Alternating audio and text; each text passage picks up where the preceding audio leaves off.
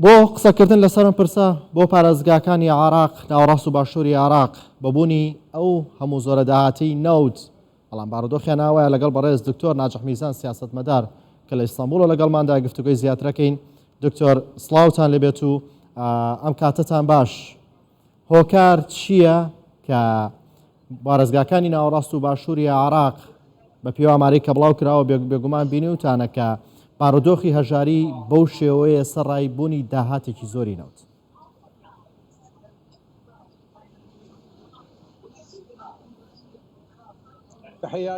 سڵاو ڕێز بۆیەوە و بۆ بینەرانی کەناڵی کوردستان 24 سیرکە چونکە هۆکارەکەی بۆچی دەگەڕێتەوە هۆکارێکی دیکە نییە ئەوەیە کە بابەتی دزیە کەەوە ئەو حکومڕانی و میلیشانەی کە لە بەغدا حکومڕان لە باشوور و ناوەڕاستی عێراقدا هەن لە هەمان کاتدا دوای ساڵی 2014 بەرەو پارێزگاکانی دیکەش هاتوون زۆر تەشەنایان کردووە لە بۆ ناوچەکانی ڕۆژ ئاواش بێگومان کاتێکەوە دەسەڵاتەکە بەدەست میلیشەکان دەبێت بازرگانی بە بادەی هۆشبەر دەکەن بۆ خەڵکانی دەرەوە کار دەکەن بێگومان ئەمە چارەنووسی گەلی باشوور و ناوەڕاستی عێراق دەبێت پارەی نەوت پارەی داهاتی نەوت ئەو ئامارانی کەەوە هەن کە 1000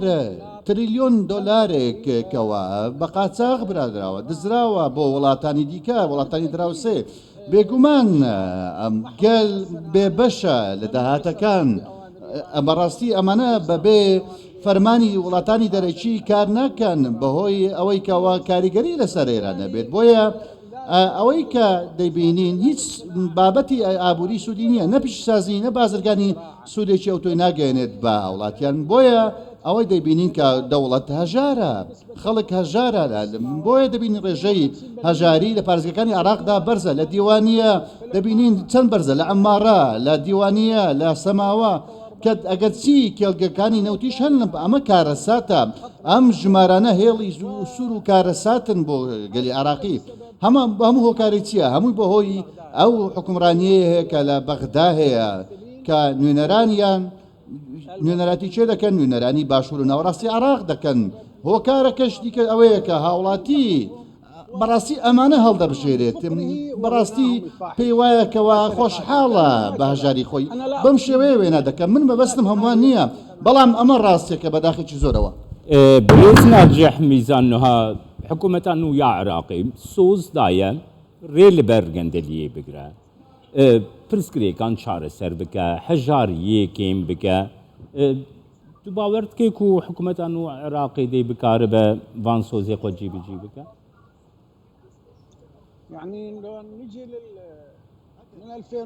دوای ساڵی 2023 بابەتەکە باسکەین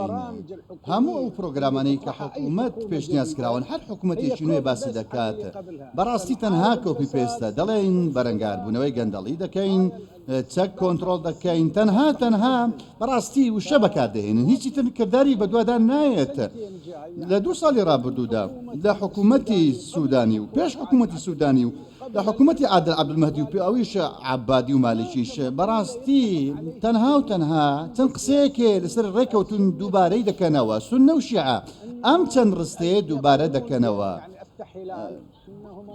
دڵێن بابەتی سیستەمی گەندەڵی بڵێن بابەتێکی گشتگیرە لە ژێرخانی دەوڵەتی عێراقیدا ئەمە بۆ تا سیستەم کە ناکرێت ئێمە بەرەنگاری بووینەوە ئەمە هەمووان دووبارەی دەکەنەوە لە دادگا قسەی دەکات لایەنە سیاسەکان و وەزارەتەکان پارێزگارەکان هەمان ئەو قسەی دەکەن تەنانەت بەڕاستی ئەم قسەیە بە بازار دەکەن و دەڵێن گەندەڵی بنبەر ناکرێت چونکە بۆتە سیستەم لە عێراقدا ئەمە قسەی خۆیانە ئەمە بۆچیە بۆ بەردەوامیدانە بە گەندەڵی پێشم وانە لە هەمان کاتدا باوەڕەشم وانە کەەوە چوارچێوەی هەماهەنگی لە ڕاستیدا ئەو چوارچەیە کە هەیە ئەوان بنچینەی گەندەڵین ئەمانە بنچینەی گەندەڵین بەڕاستی ئەوە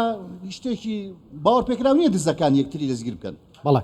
دکتۆر ئەگەر کە سەیری ئامارەکەکەین پارێزگاکانی هەرێمی کوردستانە بینین ڕێژەکەی زۆر کەمان بۆ نمونە پارێزگای سلێمانی ڕێژی هەژاری تایدا لە ١04 ئەمە سەرڕایەوەی کە حکوومەتی عێراق پابەند نەبووە بە پێدانی شایستەدارەکانی هەرێمی کوردستان هۆکار چێ لە هەرێمی کوردستان ڕێژەکە بەم شێوەیە شوف سیرکە كردستان هەرێمی کوردستان على الأقل المسؤول بەلانی کەم بەرپرسانی هەرێمی کوردستان سەرکردایەتی پلە باڵەکان ئەوان بەڕاستی بابەتێکی ئەخلاقی هەیە کە پیادەی دەکەن ئەمان کە حکومڕانی ئەم هەرێمە دەکەن ئەوە بەگەلی خۆیان دەزانن دەبێت خزمەتی بکەن ئەوان بەم شێوەیە مامەڵە دەکەن کە دەبێت ئەمە بەرپرسارەتێکی ئەخلاقیە بەم شێوەیە مامەڵە دەکەن ئەمە بەرپرسارەتێکی مرۆیە لای هەر بەرپرسێک جگە لە بەرپرسیانی بەرپرسارە ئەوانی کە کار ناکەن بەم شێوەیە چونکە ئەوان پێیان وایە ئەمان ڕۆڵەکانی ئەم گەلن ئەمان خزمەتی وڵاتە دەکەن بەڵام خەڵکانی دیکە بە پێچاوانە مامەڵە دەکەن دەفەتی کار دەرەخسێنن بۆیە دەبینین پێشبەچوون هەیە لە هەرێمی کوردستان و بەرهێنان لە هەرێمی کوردستان هەیە گروپی چەکدار نییە کە وبەرهێنەران بڕفێنێ وەکو چۆن لە باشوور و ناوەڕاستی عراقدا هەیە ژینگەیەکی لەبار هەیە لە هەرێمی کوردستان بۆ بەرهێنان بۆ دەستپاچی ژینگەیەکی لەبار هەیە بۆ یاسا کە لەسەر هەمووان پیادە دەکرێت بەڵام لە بەرابەردا دەبینین گروپە چەکدارەکان لە عراقدا هەن بەڵام لە هەرێمی کوردستانە بە پێچەوانەوە ئەمشتە ڕوونادا بە هیچ شێوازێک سیرکە بابەتەکە لە باشوور و ناوەڕاستی عراقدا چۆنە گروپە چەکدارەکان زیاتر و زیاتر مامەڵی خۆیان دەکەن. سپاس بۆتە دکتۆر ناجەح میزان ژ ستانبۆلی گەلمە.